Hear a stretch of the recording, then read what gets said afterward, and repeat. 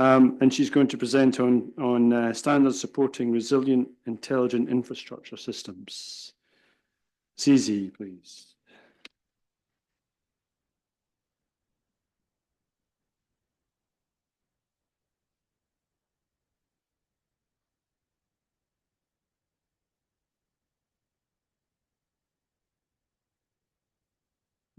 Hello, hi everybody. Nice to be here. Thank you, Chris, for inviting me. I learned quite many things from all these presentations. It's always nice to be with you guys.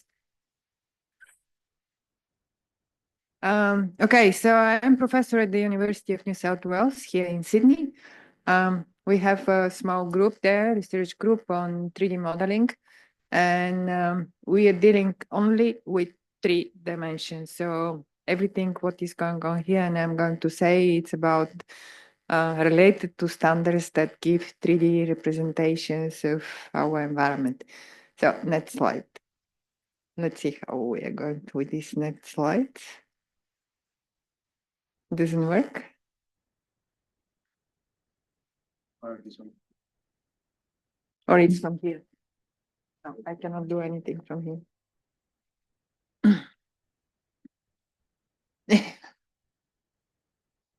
Okay, so I'll start, not to waste time. The slides are going to come. So the idea is to present something that is related to one of our quite large projects. It's resilience, infrastructure, information systems. And it's a big hub project, which is related, which was started last year. And it's related to providing information and tools for the industry. They're involved, it's IRC funded projects, and there are quite a lot of companies involved, including Brian. The idea is to develop and implement science-based policy for integration of practical solutions. It's industry projects, so all the topics that are discussed there, they're really related to some problems that the industry had to decide. Next slide, please. The project consists of,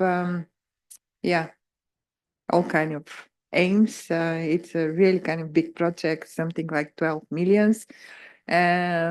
With 7 million contribution from industry and 5 million contribution from ARC. So the idea is to deliver next generation sustainable technologies to solve all kind of problems related to aging infrastructure within Australia, to design all kind of novel, powerful technologies, etc., etc., etc. We have 21 researchers, 11 postdocs, 24 PhD students, and 5 research teams. Next slides, please. And the teams are related about organized around sensing, intelligence and adaptive systems, data collection, security and integration, modeling, simulation, prognosis, infrastructure, health, monitoring and predictive maintenance, and special data infrastructure, digital twin and decision support. On the right side, you see all the companies involved in the project. And what I'm going to talk now about is Team 5, where I'm one of the leaders. The other leader is Brian from Woolpert. And there are a few more people involved in this team. So next slide, please.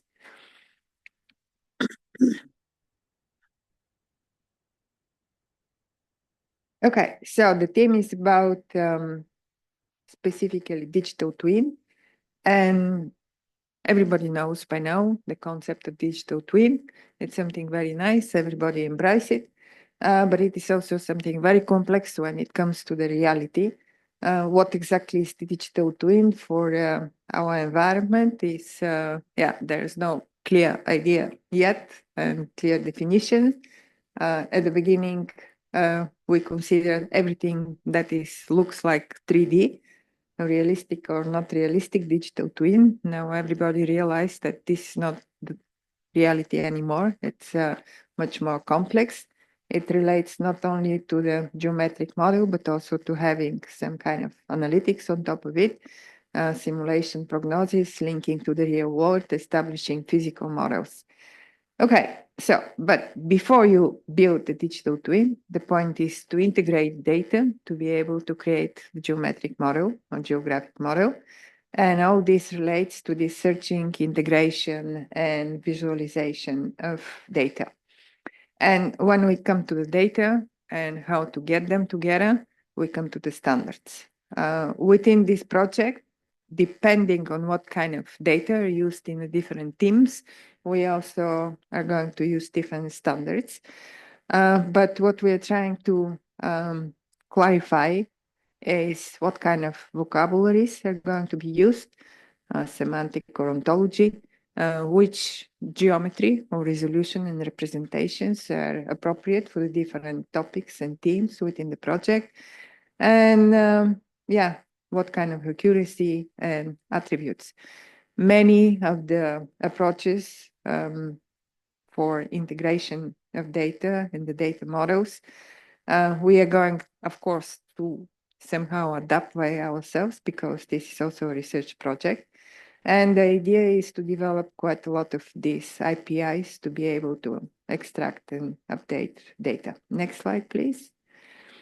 So to put the whole talk in a little bit concept, yeah, the standards give us the possibility to quickly build all kind of new applications, but also helps us to provide analysis. And standards are needed everywhere where we model the real world and we go to the data repositories, and you can click and there comes some text there, Maggie. Yes, thanks. And here we have the standards. And if you click again, after that, when we get the information from the data repositories, again, we need the standards. So there is one thing that is very typical for all these standards. Standards correspond to some kind of representations, different representations of themes, I would say. So we have standards for building, standards for roads and terrain and so forth and so forth. But after that, when we go to the digital twin, we have to merge all this data. And here comes the first problem, how to integrate this data. This specific problem, terrain plus buildings plus roads and other information that is in the ground, is still not solved. In every project that starts and needs some kind of 3D model, usually you spend something like 2 to 3 to even 6 months to be able to get at the end the 3D model on the basis of all information that is available in some repositories. So what I want to say, the standards to represent all these different themes are useful, but something more is needed to be done. Next slide, please. The other very big problem that we have is with the BIM models. They're not georeferenced, and although Building Smart is working on options to provide georeferencing while you are exporting the file, this is still a big problem. So that's another issue that has to be solved, and we need to do something with the standards there. Next slide, please. I have here some examples of when we have a lot of application or use cases where even in one digital twin, we need to have multiple resolutions. In this case here, this example is from project that we have with our campus, our state management. They wanted to have digital twin of the campus for different applications. And it appeared at a certain moment that they have applications that have energy consumption, and this energy consumption is per building. So for this kind of monitoring, they needed to have only the very simple representation of buildings in talking in terms of standard CTGML level of detail 1.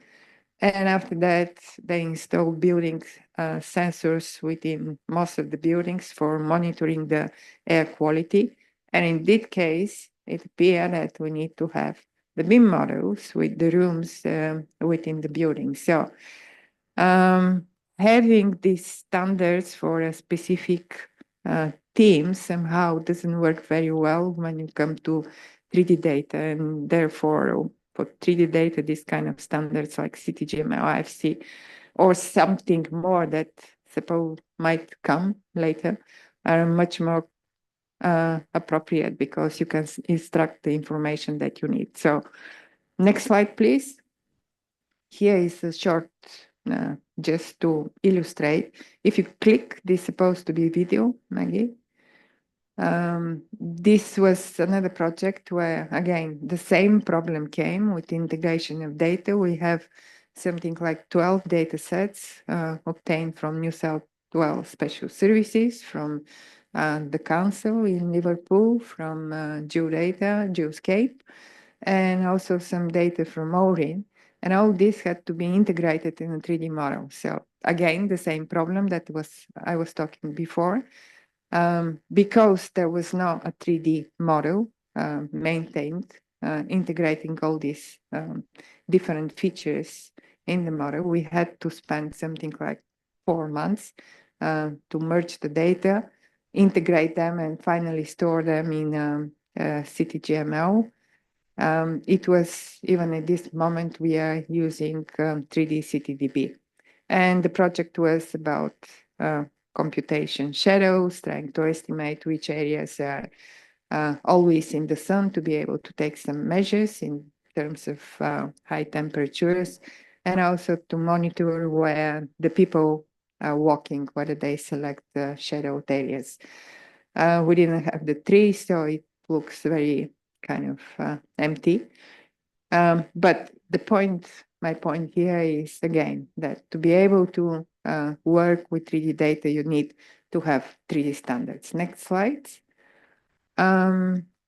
So within our project, Resilient Infrastructure, Intelligent Infrastructure Systems, actually we start working exactly on some issues that are related to this data integration. So here are 5 students that start this year, and these are from 2 projects from RIIS, but also one other project, architectural manufacturing, next generation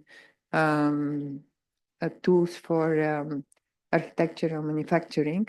And within these 2 projects, we have defined several issues that require the use of 3D standards, and also, how to say, we believe that even these technologies, artificial intelligence, large language modeling, they are going to benefit very much from 3D standards and from standards in general. So let's go to the first project. This is the project. Next slide, please. This is a project that is related to analyzing and extracting information from historic data. So the idea is to investigate floor plans from the archive here in Sydney of buildings that are already 50 and more years built. Try to extract this information. These floor plans are mostly PDF files or some kind of paper maps, which are going to be converted to PDF files.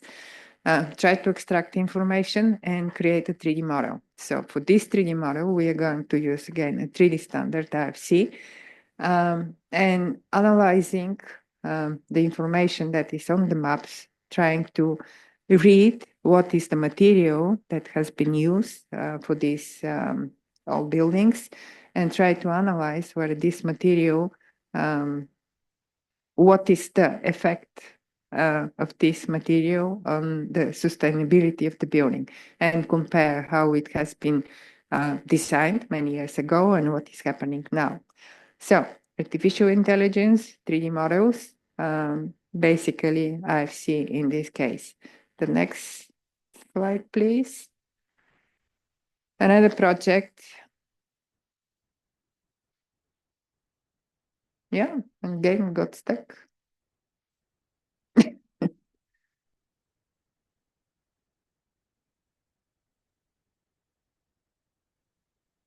The next project is also related to investigating what is happening with sustainability and decarbonization of buildings. And the idea is to investigate which materials, which are known as sustainable materials, when they be replaced on the facade specifically of the buildings, what is going to be the cost of the building and what is going to be the cost for maintenance of these sustainable materials, because sustainable materials have different life cycle compared to some materials which are not that sustainable, for example, concrete and wood. And on the basis of the basic information is going to be spreadsheets, but these spreadsheets are going to be processed with large language models, and they're going to be linked to three-dimensional models. And in this case, again, we are going to use RFC and trying to make all the computations behind that. Okay, next project. Next project is related to something that is coming very much now in the whole design and production cycle of buildings and maintenance. Usually then everybody knows that when project is finished and some kind of RFC model is created, and after that this model is given to the owner and it's not updated anymore and it's not used anymore.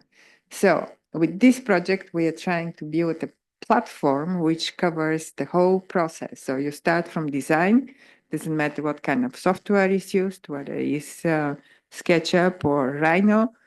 The information is stored in the platform. After that, you go to the constructors, they start using Revit, but they don't create the whole model from scratch. They use the information that is already in the platform, and like this to the final modeling stage. So for this kind of platform, again, we are aiming to use standards. For the moment, we have RFC in mind, but I'm learning that there are also quite many other standards that are used in design and construction, and we are going to look into that. So the next one, I have 2 more projects. The next one is, okay, in every project or for all kind of, as I said, creating either a 3D model or digital twin, you need to search and find information. And this information now is looked up using just information about where this kind of data might be, with what kind of company, and also trying to figure out what kind of file you want to have.